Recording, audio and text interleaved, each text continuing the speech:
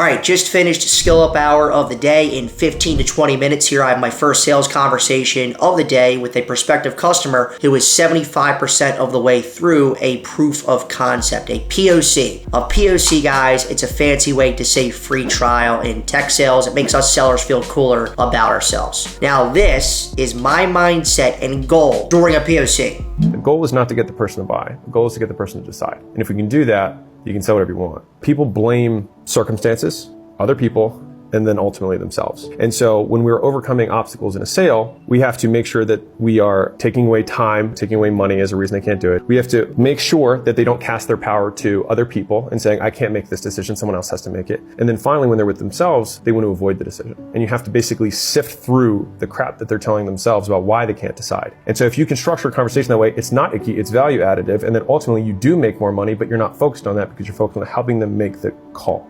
Don't be cliche like every other salesperson. The goal of your sales conversations, especially a proof of concept, is to get the prospect to decide yes or no. It's not to get the prospect to buy. All right, just wrapped up a demo after 5 minutes, so we'll talk about that unfortunate scenario in a second. But first, lemonade. Whenever I'm working from home, I always have a lemonade sitting next to my desk to help me get through the day. Lemonade is my all-time favorite drink. Growing up, I always had it, and when I was living in Philadelphia with my brother and two of my roommates, they thought it would be funny to start 2 Instagram pages dedicated to my lemonade drinking. It was called Matt's Unfinished Lemonade. I would have these half-drank lemonade glasses all throughout our apartment on the roof, the first floor, second floor, third floor. They would take pictures, have funny captions, and it got quite the following on Instagram. I don't think it's alive anymore, but I'll post a link to it in the description of this video. Anyway, like I said, guys, I hopped on a demo, and within 5 minutes, the demo was over. After doing some basic discovery, I understood what they were looking for, their main problem, and their main use case, what they were looking to accomplish with the project. We don't do a good job of solving that specific problem. There's 2 other solutions out in the market that do.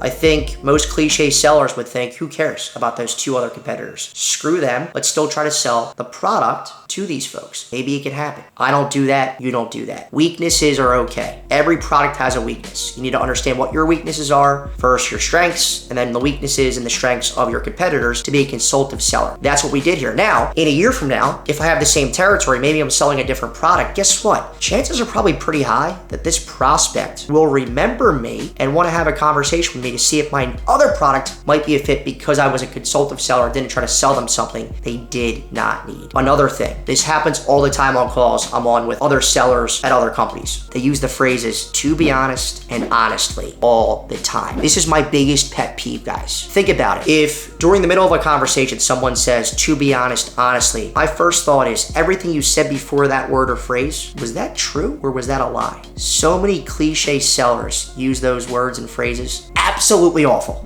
Jersey, we're interrupting the video for your favorite sales tip, which is every conversation, if it's still alive, it's not closed won or lost, needs to end the same way. It needs to end with the next meeting booked. And that next meeting, whatever that looks like, should be agreed upon what that next step looks like at the start of that conversation. And every conversation, I don't care what type of conversation it is, 5 to 7 minutes early to book that next step. Jers, this tip was so good, you deserve a treat. Come on, let's get a treat. Come on. Can I sell my dog a treat? I can't sell my dog a treat. I don't need to be in sales. Come here, sit, stay. Get it, you're good. All right, it is lunchtime. Hopefully you can hear me over my air that is absolutely blaring. It's at full max. It is 93 degrees right now in Philadelphia. I think in 2 days it's supposed to be 98, so we're having a heat wave here. So I have the air absolutely blaring. I am headed to grab lunch. This is rare, guys. Typically I make lunch at home. I'm very frugal when it comes to spending money on lunches. I can just make lunch, but I didn't go food shopping this week. Unfortunately, I had a lot going on over the weekend, so I gotta go grab some food. Let me know in the comment section below. Should I go to Chipotle or Chick-fil-A? Let me know.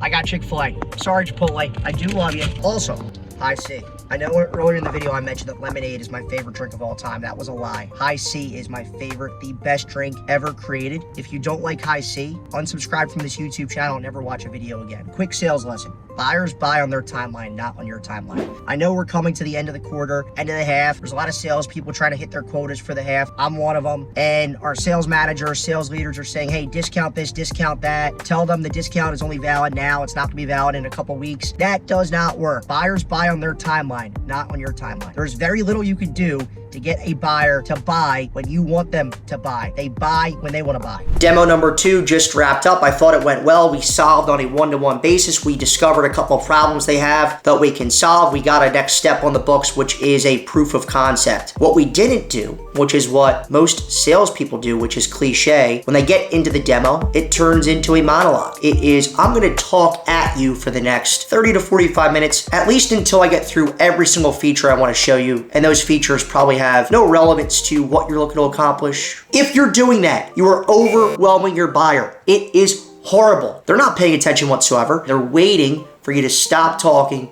so they could say thank you, but goodbye. At the end of this conversation, the prospect wanted to move forward into a proof of concept. One of the questions I asked, let's pretend for a second that at the end of the proof of concept, the technology proved itself and you want to move forward.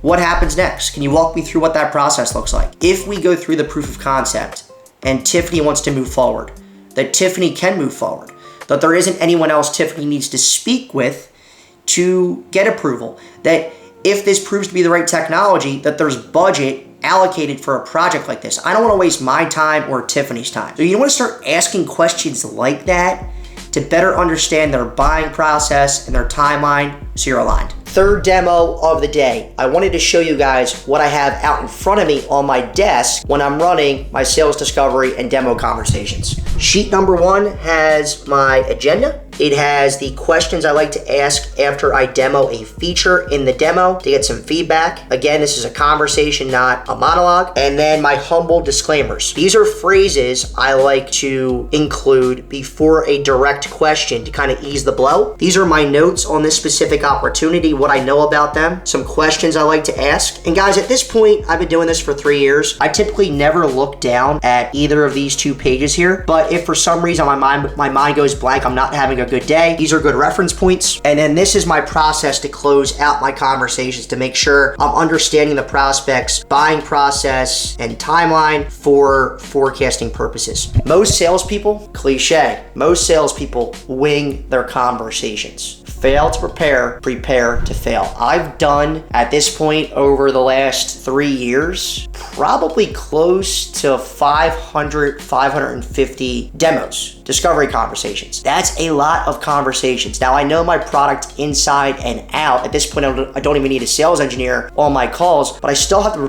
prepare. The prospect will know if I show up not prepared. So I still have these documents out on my desk, ready to go in case, again, my mind goes blank. I'm now grilling, guys. I'm a man of many talents. And look who's over there. Who's hiding in the bush? Jersey, trying to stay somewhat cool in this 98-degree Philly weather. Jersey, do you think the people of YouTube, do you think they should subscribe to the YouTube channel and like it maybe if they like the video? Maybe they hated the video because they hate me, but they like you. What do you think? Yes? Not for yes. Not for yes. Not for yes. That's a yes. Good girl.